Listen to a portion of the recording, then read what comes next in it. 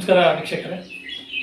ಚಾಮರಾಜನಗರದ ಭಾಗದಲ್ಲಿ ಅನೇಕ ರೈತರಿಗೆ ಒಂದು ಸಂಕಷ್ಟಕ್ಕೆ ಗುರಿಯಾಗುವಂಥದ್ದು, ಬೆಳೆಯನ್ನು ಬೆಳೆದ ನಷ್ಟವನ್ನು ಅನುಭವಿಸುವಂಥದ್ದನ್ನು ನಾವು ಕಾಣ್ತಾ ಇದ್ದೇವೆ. ಹಿಂದಿನ ದಿನಗಳಲ್ಲಿ ಅವರ ಒಂದು ಒಳ್ಳೆಯ ಬೆಲೆಗೆ ಅವರು ಬೆಳೆಯುವಂಥ ಬೆಲೆ ಸಿಗಬೇಕು ಅಂತಂದರೆ ಒಂದು ನಿರ್ದಿಷ್ಟವಾದಂಥ ಒಳ್ಳೆಯ ಬೆಳೆಗಳನ್ನು ಬೆಳೆಯುವಂಥದ್ದು, ಕೃಷಿಯನ್ನು ಮಾಡುವುದರ ಮುಖಾಂತರ ಹೆಚ್ಚುವರಿ ಆರ್ಥಿಕ ಇಳುವರಿಯನ್ನು ಪಡೆಯಲಿಕ್ಕೆ ಸಾಧ್ಯ ಆಗ್ತದೆ. ಇಂತಹ ಸಂದರ್ಭದಲ್ಲಿ ಚಾಮರಾಜನಗರದ ರೇಷ್ಮೆ ಇಲಾಖೆಯ ಕೆ ಬಸವರಾಜರವರು ರೇಷ್ಮೆ ನಿರೀಕ್ಷಕರು ಇವತ್ತು ನಮ್ಮ ಜೊತೆಗೆ ಇದ್ದಾರೆ. ರೈತರಿಗೆ ಭಾಳಷ್ಟು ಉಪಯುಕ್ತವಾಗುವಂಥ ಕೃಷಿ ರೇಷ್ಮೆ ಕೃಷಿ ಅಂಥದ್ರಲ್ಲಿ ಇವತ್ತು ನಾವು ಅದನ್ನು ಬೆಳೆಯೋದ್ರ ಮುಖಾಂತರ ಹೆಚ್ಚು ಲಾಭವನ್ನು ಗಳಿಸ್ಬೋದು ಅನ್ನುವಂಥ ಉದ್ದೇಶದಿಂದ ಇವತ್ತು ಅವರು ನಮ್ಮ ಜೊತೆಗಿದ್ದಾರೆ. ಹೆಚ್ಚಿನ ಮಾಹಿತಿಯನ್ನು ಮತ್ತು ಇಲಾಖೆಯಿಂದ ಯಾವ ರೀತಿಯಾದಂಥ ಸೌಲಭ್ಯಗಳಿದೆ ಅನ್ನುವಂಥ ಮಾಹಿತಿಯನ್ನು ನಮಗೆ ತಿಳಿಸ್ಕೊಡ್ತಿದ್ದಾರೆ. ಬನ್ನಿ ಈ ಕಾರ್ಯಕ್ರಮಕ್ಕೆ ಅವ್ರಿಗೆ ನಾವು ಸ್ವಾಗತವನ್ನು ಕೊಡೋಣ. ಸರ್ ನಮಸ್ಕಾರ. ನಮಸ್ಕಾರ ಸಂಪತ್ ಅವರೇ ಹಾಗೂ ವೀಕ್ಷಕರಿಗೆ ನಮಸ್ಕಾರ. ಸರ್, ಚಾಮರಾಜನಗರ ಅಂತ ಹೇಳಿದ್ರೆ ಪ್ರಾರಂಭದಲ್ಲಿ ರೇಷ್ಮೆಯ ನಗರಿ ಅಂತಲೇ ಕೂಡ ಕರೀತಾ ಇದ್ದರು. ಸುಮಾರು 30 ವರ್ಷಗಳ ಹಿಂದೆ ಚಾಮರಾಜನಗರ ಅಂತ ಹೇಳಿದ್ರೆ ಪ್ರತಿಯೊಬ್ಬರ ರೈತರ ಮನೆಯಲ್ಲೂ ಕೂಡ ರೇಷ್ಮೆ ಕೃಷಿ ನಡೀತಾ ಇತ್ತು. ಆದರೆ ಮುಂದಿನ ದಿನಗಳಲ್ಲಿ, ಈಗಿನ ದಿನಗಳಲ್ಲಿ ಬರ್ತಾ ಬರ್ತಾ ಆ ಕೃಷಿಗೆ ಕಡಿಮೆ ಬೆಲೆ ಆಗ್ತಾಯಿತ್ತು. ಮತ್ತು ಆ ಒಂದು ವೃತ್ತಿಯನ್ನು ಕೂಡ ಮಾಡುವಂಥವ್ರು ಕಡಿಮೆ ಆಗ್ತಾಯಿತ್ತು. ಇವಕ್ಕೆಲ್ಲ ಕಾರಣ ಏನು ಸರ್?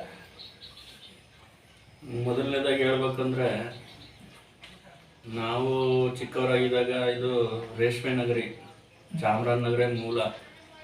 ಈಗ ಬೇರೆ ಬೇರೆ ಜಿಲ್ಲೆ ಕರೀತಾ ಇದ್ದಾರೆ, ಅದೆಲ್ಲ ಮೊದಲು ಇರಲಿಲ್ಲ. ಚಾಮರಾಜನಗರ ಮೂಲ ರೇಷ್ಮೆ ಕೃಷಿಗೆ ಪ್ರತಿ ಹಳ್ಳಿ ಪ್ರತಿ ಮನೆಯಲ್ಲೂ ರೇಷ್ಮೆ ಕೃಷಿ ಕೈಗೊಳ್ತಾಯಿದ್ರು. ಅದು ನೀರಾವರಿ ಇರ್ಬೋದು, ಹೆಚ್ಚಿಗೆ ನೀರಾವರಿ ಇರಲಿಲ್ಲ, ಅವಾಗ ಬೋರ್ವೆಲ್ಗಳು ಕೊರೆದಿರಲಿಲ್ಲ. ಮಾಮೂಲಿ ಮಳೆ ಆಶ್ರಯದಲ್ಲೇ ರೇಷ್ಮೆ ಕೃಷಿಯನ್ನು ಪ್ರತಿ ಮನೆಯಲ್ಲೂ ಕೈಗೊಳ್ತಾಯಿದ್ರು. ರೇಷ್ಮೆ ಕೃಷಿ ಮಾಡೋರೇ ಶ್ರೀಮಂತರು ಅಂತ ಒಂದು ಆ ಥರ ಅದು ಒಂದು ಸರ್ವಾಂತರ್ಯಾಮಿ ಅಂತ ಆಗಿತ್ತು. ಅಂಥ ಬೆಳೆ ಮಧ್ಯದಲ್ಲಿ ಕೆಲವು ಕಾರಣಗಳಿಂದ ಹಿನ್ನಡೆ ಆಯಿತು ರೇಷ್ಮೆ ಕೃಷಿಗೆ. ಆನಂತರ ಈಗ ಚೇತರಿಸ್ಕೊಂಡು ಇಲಾಖೆ ಅದಕ್ಕೆ ಬೆಂಬಲವಾಗಿ ಹಲವಾರು ಸಹಾಯಧನಗಳನ್ನು ನೀಡುವ ಮೂಲಕ ಪ್ರೋತ್ಸಾಹಿಸ್ತಾ ಉತ್ತೇಜಿಸ್ತಾ ಇದೆ ರೇಷ್ಮೆ ಕೃಷಿ ಕೈಗೊಳ್ಳಲು. ಮೊದಲು ನಮ್ಮ ರೇಷ್ಮೆ ಕೃಷಿ ವಾಣಿಜ್ಯ ಬೆಳೆ. ನಾವು ಕಾಲೇಜಿಗೆ ಓದ್ಬೇಕಾದ್ರೆ ಅಥವಾ ಹೈಸ್ಕೂಲಿಗೆ ಓದ್ಬೇಕಾದ್ರೆ ನಿಮ್ಗೆ ಗೊತ್ತಿರೋಂಗೆ ಬೇರೆ ವಾಣಿಜ್ಯ ಬೆಳೆಗಳು ನಮ್ಮಲ್ಲಿ ಇರಲಿಲ್ಲ. ನಮ್ಮ ರೈತರು ಸಾಂಪ್ರದಾಯಿಕವಾಗಿ ಮಳೆ ಆಶ್ರಯದಾಗಿರ್ಬೋದು, ಕೆಲವು ನೀರಾವರಿ ಚಾನಲ್ಗಳು ಅಂತ ಮೂಲಕ ಬೆಳೆನೇ ತೆಗಿತಾಯಿದ್ರು. ಅಂಥ ಬೆಳೆಯಲ್ಲಿ ನಮ್ಮಲ್ಲಿ ಚಾಮರಾಜನಗರ ಜಿಲ್ಲೆಯಲ್ಲಿ ಬಹುತೇಕ ರಾಗಿ ಇರ್ಬೋದು, ಕಾಳುಗಳಿರ್ಬೋದು, ಈ ಥರ ಬೆಳೆನ ಬೆಳೀತಾಯಿದ್ರು. ಎಲ್ಲೋ ಚಾನಲ್ ಮೂಲಕ ಗದ್ದೆ, ಕಬ್ಬು, ರಾಗಿ, ಭತ್ತ ಇಂಥದ್ದು ಬೆಳೀತಾಯಿದ್ರು. ಅದು ಬಿಟ್ಟರೆ ನಮ್ಮ ರೇಷ್ಮೆ ಕೃಷಿ ಎಲ್ಲ ಕಡೆ ನಿಂತು. ಏನಾಯಿತು ಅಂದರೆ, ಈಗ ನಿಮ್ಗೆ ಗೊತ್ತಿರೋಂಗೆ ವಾಣಿಜ್ಯ ಬೆಳೆಗಳು ಬೇರೆ ಬೇರೆ ನಮ್ಮಲ್ಲಿ ಬಂತು. ಚಾಮರಾಜನಗರ ಜಿಲ್ಲೆಗೆ ಪಕ್ಕದ ತಮಿಳುನಾಡಿನಿಂದ ಇರ್ಬೋದು ಅಥವಾ ಬೇರೆ ಬೇರೆ ರಾಜ್ಯಗಳಿಂದ ಇರ್ಬೋದು. ಅದರಲ್ಲಿ ಮುಖ್ಯವಾಗಿ ಏನು ಈ ಒಂದು ಅರಿಶಿನ ಮತ್ತು ಟೊಮೊಟೊ, ಬಾಳೆ ಈ ಥರ ಬಂದ ಮೇಲೆ ಅದು ನಮ್ಮ ರೇಷ್ಮೆ ಕೃಷಿ ಕ್ಷೀಣಿಸ್ತಾ ಬಂತು. ಓಕೆ ಸರ್, ಈಗ ಭಾಳಷ್ಟು ಚೇತರಿಕೆ ಕಂಡಿದೆ ಮತ್ತು ಈಗ ಭಾಳಷ್ಟು ಲಾಭವನ್ನು ತಂದುಕೊಡುವಂಥ ಇದು ಒಂದು ಕಮರ್ಷಿಯಲ್ ಕ್ರಾಫ್ಟ್ ಅಂತ ಕೂಡ ಹೇಳ್ಬೋದು.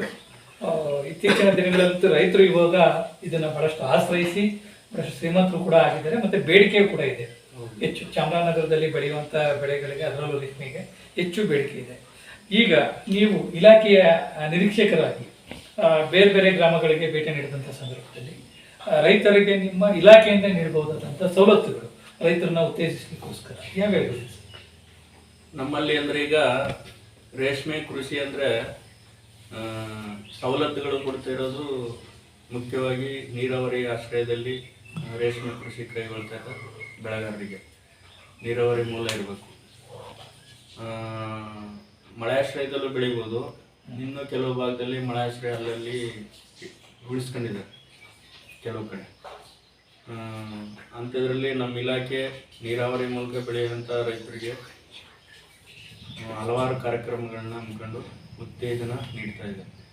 ಅದರಲ್ಲಿ ಒಂದು ಜಿಲ್ಲಾ ವಲಯ ಕಾರ್ಯಕ್ರಮದಲ್ಲಿ ಅಡಿಯಲ್ಲಿ ನಮಗೆ ರೇಷ್ಮೆ ಕೃಷಿ ಕೈಗೊಳ್ಳುವಂಥ ರೈತರಿಗೆ ಪ್ರಾರಂಭದಲ್ಲಿ ನಮ್ಮ ರೇಷ್ಮೆ ಕೃಷಿನ ಹಿಪ್ನೇರಳೆ ಸಸಿಗಳನ್ನ ನಾಟಿ ಮಾಡೋದ್ರ ಸಲುವಾಗಿ ಪ್ರತಿ ಎಕರೆಗೆ ಸಾಮಾನ್ಯ ವರ್ಗದ ರೈತರಿಗೆ 45,000 ರೂಪಾಯಿ 1 ಎಕರೆಗೆ ಸಹಾಯಧನವನ್ನು ನೀಡಲು ಕಾರ್ಯಕ್ರಮ ಇದೆ. ಎಕರೆಗೆ ಪ್ರತಿ ಎಕರೆಗೆ 45,000. ಹಾಗೆ ಪರಿಶಿಷ್ಟ ಜಾತಿ ಮತ್ತು ಪರಿಶಿಷ್ಟ ಪಂಗಡದ ಬೆಳೆಗಾರರಿಗೆ ಪ್ರತಿ ಎಕರೆಗೆ 54,000 ರೂಪಾಯಿ ಸಹಾಯಧನ ನೀಡುವಂಥ ಕಾರ್ಯಕ್ರಮ ಇದೆ. ಇದನ್ನು ಉಪಯೋಗಿಸ್ಕೊಂಡು ಹಿಪ್ನೇರಳೆ ತೋಟ ಸ್ಥಾಪನೆ ಮಾಡಿ ಆ ನಂತರ ಅವರು ಬೇರೆ ಬೆಳೆ ತೆಗೆಯೋ ಹಂತದಲ್ಲಿ ರಾಜ್ಯ ವಲಯ ಕಾರ್ಯಕ್ರಮದಡಿ ಅನೇಕ ಕಾರ್ಯಕ್ರಮಗಳಿವೆ. ಅದರಲ್ಲಿ ರೇಷ್ಮೆ ಹುಳು ಸಾಕಾಣಿಕೆ ಮನೆಯನ್ನು ಪ್ರತ್ಯೇಕವಾಗಿ ತೋಟದಲ್ಲೇ ನಿರ್ಮಾಣ ಮಾಡಿಕೊಂಡು ಅಲ್ಲೇ ಬೆಳೆ ಬೆಳೆಯಬಹುದು ಅಂತ ಒಂದು ಅವಕಾಶ ಕಲ್ಪಿಸಿದ್ದಾರೆ. ಅದರಲ್ಲಿ ಮನೆ ಕಟ್ಬೋದು ಅಥವಾ ತಾತ್ಕಾಲಿಕವಾಗಿ ಶೆಡ್ ನಿರ್ಮಿಸ್ಕೊಂಡು ಅದರಲ್ಲೂ ಬೆಳೆ ತೆಗಿಬೋದು ಅಂತ ಕಾರ್ಯಕ್ರಮ ಇದೆ. ಅದರಲ್ಲಿ ಸಾಮಾನ್ಯ ವರ್ಗದ ರೇಷ್ಮೆ ಬೆಳೆಗಾರರಿಗೆ 600 ಚದರ ಮತ್ತು 1000 ಚದರ ಅಂತ 2 ಭಾಗ ಮಾಡಿದ್ದಾರೆ. ಅದು ತೋಟ, ಅವರು ತೋಟವನ್ನು ಸ್ಥಾಪನೆ ಮಾಡ್ದಂಗೆ 1 ಎಕರೆ ಇದ್ದರೆ 600 ಚದರ ಅಡಿ, 1.5 ಎಕರೆ ಮೇಲಿದ್ದರೆ 1000 ಚದರ ಅಡಿಗೆ ಸಹಾಯಧನವನ್ನು ನೀಡ್ತಾ ಇದ್ದೀವಿ. ಅದರಲ್ಲಿ ಸಾಮಾನ್ಯ ವರ್ಗದ ರೈತರಿಗೆ 600 ಚದರ ಅಡಿಗೆ ಸಹಾಯಧನವಾಗಿ ಕೊಡ್ತಾ ಇದ್ದೀವಿ ಮತ್ತು ಪರಿಶಿಷ್ಟ ಜಾತಿ ಪಂಗಡದ ರೇಷ್ಮೆ ಬೆಳೆಗಾರರಿಗೆ 2,92,500 ಹಾಗೆ 1000 ಚದರ ಅಡಿ ರೇಷ್ಮೆ ಹುಳು ಸಾಕಾಣಿಕೆ ಮನೆ ನಿರ್ಮಾಣ ಮಾಡಿದಂಥ ಬೆಳೆಗಾರರಿಗೆ ಸಾಮಾನ್ಯ ವರ್ಗದವ್ರಿಗೆ 3,37,000 ರೂಪಾಯಿ 37,000 ರೂಪಾಯಿ ಸಹಾಯಧನ ನೀಡ್ತಾ ಇದ್ದೀವಿ. ಹಾಗೆ ಪರಿಶಿಷ್ಟ ಜಾತಿ ಮತ್ತು ಪಂಗಡದ ರೇಷ್ಮೆ ಬೆಳೆಗಾರರಿಗೆ 4,05,000 ರೂಪಾಯಿ ಸಹಾಯಧನವನ್ನು ನೀಡ್ತಾ ಇದ್ದೀವಿ ಕಾರ್ಯಕ್ರಮ ಇದೆ. ಮತ್ತು ತಾತ್ಕಾಲಿಕವಾಗಿ ಶೆಡ್ ನಿರ್ಮಾಣ ಮಾಡೋದಕ್ಕೆ ಪ್ರತಿ ಚದರ ಅಡಿಗೆ ಸಾಮಾನ್ಯ ವರ್ಗದ ರೇಷ್ಮೆ ಬೆಳೆಗಾರರಿಗೆ ಪ್ರತಿ ಚದರ ಅಡಿಗೆ 100 ರೂಪಾಯಿ ಅಂತ, ಹಾಗೂ ಪರಿಶಿಷ್ಟ ಜಾತಿ ಪಂಗಡದ ಬೆಳೆಗಾರರಿಗೆ 120 ರೂಪಾಯಿ ಅಂತ ಸಹಾಯಧನವನ್ನು ನೀಡುವ ಕಾರ್ಯಕ್ರಮ ಇದೆ. ಸರ್, ಈ ಭಾಗದಲ್ಲಿ ಚಾಮರಾಜನಗರ ಜಿಲ್ಲೆಯ ಒಳಭಾಗದಲ್ಲಿ ಅತಿ ಹೆಚ್ಚು ಬೆಳೆಯುವಂಥ ರೇಷ್ಮೆ ಬೆಳೆ ಅಥವಾ ಅದರ 22 ತೋಟವನ್ನು ನಿರ್ಮಾಣ ಅಂತ ಯಾವ ಭಾಗ ಹೆಚ್ಚಿದೆ ಸರ್ ಈ ಭಾಗದಲ್ಲಿ ರೈತರು? ನಮ್ಮಲ್ಲಿ ಮಾದರಿ ಚೆನ್ನಾಗಿ ಬೆಳೆಯುವಂಥದ್ದು ಒಂದು ಚಾಮರಾಜನಗರ ತಾಲೂಕಲ್ಲಿ ದೊಳ್ಳಿಪುರ ಅಂತಿದೆ, ಬ್ಯಾಡಮಂಡ್ಲು ದೊಳ್ಳಿಪುರ ಅಂತ. ಅಲ್ಲಿ ಒಳ್ಳೆ ಪ್ರಗತಿಪರ ಬೆಳೆಗಾರರು ಬೆಳೀತಾ ಇದ್ದಾರೆ, ಒಳ್ಳೆ ಇಳುವರಿ ತೆಗಿತಾ ಇದ್ದಾರೆ, ಒಳ್ಳೆ ದರನೂ ಸಿಗ್ತಾ ಇದೆ. ಹಾಗೆ ನಮ್ಮ ಅರವೆ ಭಾಗದಲ್ಲಿ ಹೋದ್ರೆ ಅಲ್ಲೂ ಕೂಡ ಒಳ್ಳೆ ಬೆಳೆಗಾರರು ಇದ್ದಾರೆ, ಹೆಚ್ಚು ರೇಷ್ಮೆ ಬೆಳೀತಾ ಇದ್ದಾರೆ ಚಾಮರಾಜನಗರ ತಾಲೂಕು. ಅದು ಬಿಟ್ಟರೆ ಜಿಲ್ಲೆಯಲ್ಲಿ ಅನೂರು ಭಾಗದಲ್ಲಿ ಹೆಚ್ಚಿದೆ, ಗುಂಡ್ಲುಪೇಟೆ ತಾಲೂಕಿನಲ್ಲಿ ಹೆಚ್ಚು ಬೆಳೆದಿದೆ. ಸರ್, ಯಾವುದು ಸರ್ ಪ್ರಮುಖವಾಗಿ ರೇಷ್ಮೆ ಹುಳುಗಳಲ್ಲಿ ಯಾವುದು ತಳಿ ಇದು ಹೆಚ್ಚಾಗಿ ಇರೋದು? ನಮ್ಮಲ್ಲಿ ಮೊದಲು ಹಿಂದಿನ ಕಾಲದಲ್ಲಿ ಸಿನಿಚಿ ಹೈಬ್ರಿಡ್ ಕ್ರಾಸ್ ಮಾಡಿ ಒಂದು ಸಣ್ಣದು ಬರ್ತಿತ್ತು, ಸಾಮಾನ್ಯ ತಳಿ ಅಂತ. ಅದು ಹಿಂದೆ 1 kgಗೆ 40 ರೂಪಾಯಿ ತಗೊಂಡ್ರೆ ಅದೇ ಹೆಚ್ಚು.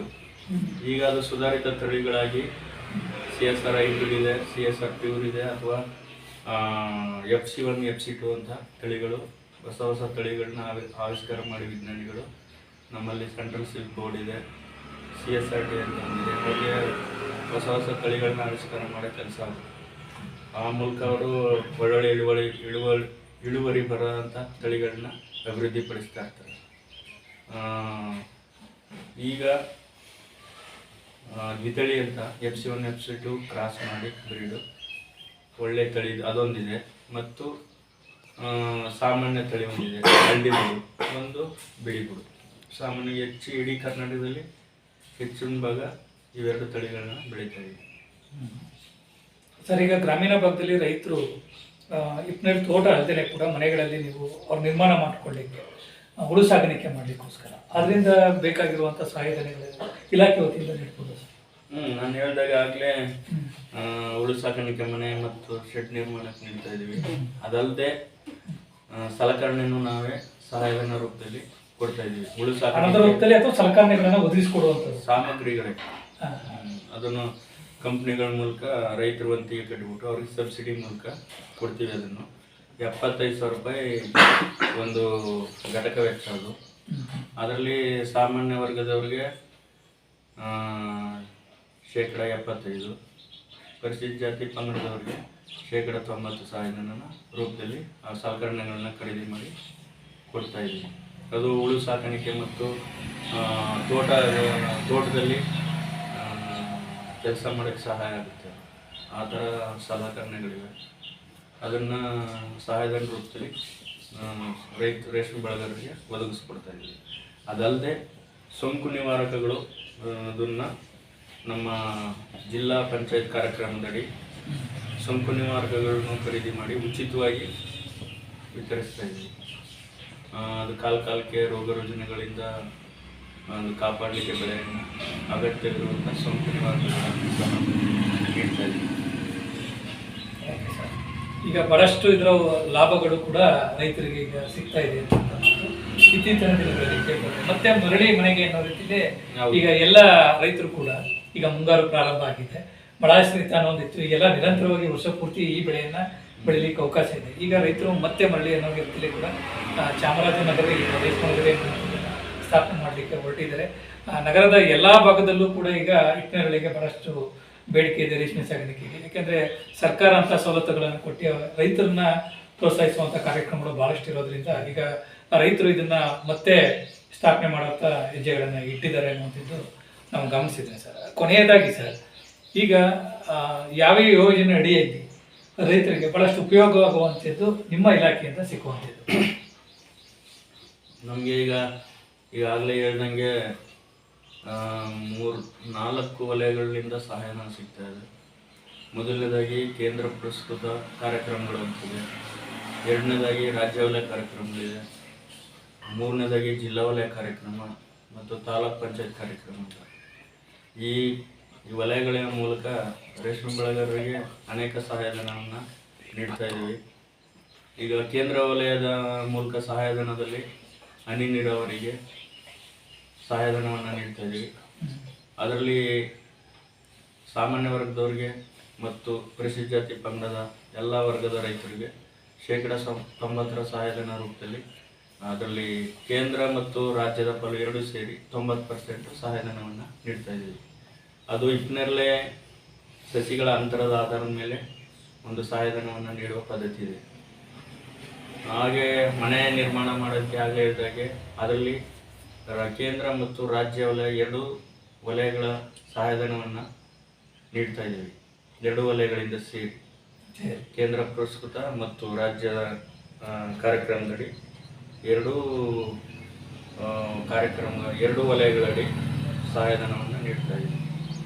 ನಮ್ಮಲ್ಲಿ ಇನ್ನೊಂದು ಕಾರ್ಯಕ್ರಮ ಇದೆ, ಮಹಾತ್ಮ ಗಾಂಧಿ ರಾಷ್ಟ್ರೀಯ ಗ್ರಾಮೀಣ ಉದ್ಯೋಗ ಖಾತ್ರಿ ಯೋಜನೆ ಅಡಿಯಲ್ಲಿ ವೈಯಕ್ತಿಕ ಕಾಮಗಾರಿ ಅಡಿಯಲ್ಲಿ ಹಿಪ್ಪನೇರಳೆ ತೋಟವನ್ನು ಸಹ ಸ್ಥಾಪನೆ ಮಾಡ್ಬೋದು, ತೋಟ ಮಾಡ್ಬೋದು. ಅದರಲ್ಲಿ ಹಿಪ್ಪನೇರಳೆ ನರ್ಸರಿ ಮಾಡೋಕ್ಕೆ ಅವಕಾಶ ಇದೆ.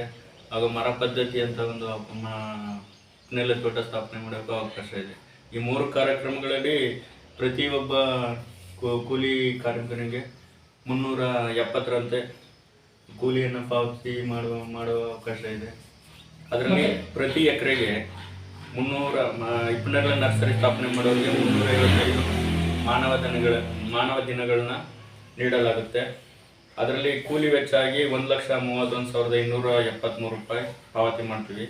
ಹಾಗೆ ಸಾಮಗ್ರಿ ವೆಚ್ಚದಡಿ 14,830 ರೂಪಾಯಿ ಪಾವತಿ ಮಾಡೋ ಅವಕಾಶ ಇದೆ. ಒಟ್ಟು 1 ಎಕರೆ ಹಿಟ್ಟಿನಲ್ಲಿ ನರ್ಸರಿ ಮಾಡಿದ್ರೆ 1,46,109 ರೂಪಾಯಿ ಒಬ್ಬ ರೇಷ್ಮೆ ಬೆಳೆಗಾರರಿಗೆ ಅಥವಾ ಕೂಲಿ ವೆಚ್ಚ ಇದು ಹಿಪ್ಪನೇರಳೆ ತೋಟ ಸ್ಥಾಪನೆ ಮಾಡಿದಾಗ ಯಾರು ಕೂಲಿ ಕಾರ್ಮಿಕರಿದ್ರೆ ಅವರಿಗೆ ಪಾವತಿ ಮಾಡೋಕ್ಕೆ ಅವಕಾಶ ಇದೆ.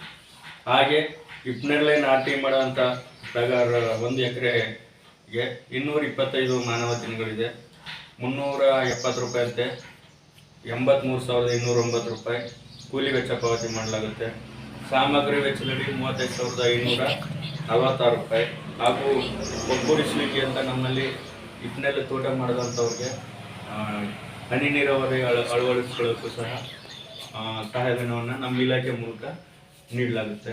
ಅದಕ್ಕೆ 35,393 ರೂಪಾಯಿ ಪ್ರತಿ ಎಕರೆಗೆ ನೀಡ್ತೀವಿ. ಒಟ್ಟು 1,54,148 ರೂಪಾಯಿ ಸಹಾಯಧನವನ್ನು ಈ ಉದ್ಯೋಗ ಖಾತ್ರಿ ಯೋಜನೆಯಲ್ಲಿ ನೀಡ್ತೀವಿ. ಹಾಗೆ ಇನ್ನೊಂದಿದೆ ಹಿಪ್ಪನೇರಳೆ ಮರಗಟ್ಟೆ ಸ್ಥಾಪನೆ ಅಂತ. ಅದಕ್ಕೂ ಮಾನವ ದಿನಗಳು 137 ಮಾನವ ದಿನಗಳಲ್ಲಿ 50,674 ರೂಪಾಯಿ ಕೂಲಿ ವೆಚ್ಚ ಮತ್ತು 48,000 ರೂಪಾಯಿ, 4,866 ರೂಪಾಯಿ ಸಾಮಗ್ರಿ ವೆಚ್ಚ, ಒಟ್ಟು 55,000 ರೂಪಾಯಿ ಅವ್ರಿಗೆ ನೀಡಲಾಗುತ್ತೆ. ಅಂದ್ರೆ ನರೇಗಾ ಯೋಜನೆಯಲ್ಲಿ ಇಷ್ಟೆಲ್ಲ ಯೋಜನೆಗಳು ಕೂಡ ರೈತರ ಪರವಾಗಿ ಇರುವಂಥದ್ದು. ರೈತರ ಇದೊಂದು ನಿಮಗೆ ಸುವರ್ಣ ಅವಕಾಶ ಅಂತಾನೆ ಹೇಳ್ಬೋದು. ಯಾಕೆಂತಂದ್ರೆ ಬೇರೆ ಬೇರೆ ಇಲಾಖೆಗಳಲ್ಲಿ ರೀತಿಯಾದಂಥ ಸಬ್ಸಿಡಿ ಸಹಾಯಧನಗಳು ಸಿಕ್ಕುವಂಥದ್ದು ಕಷ್ಟ.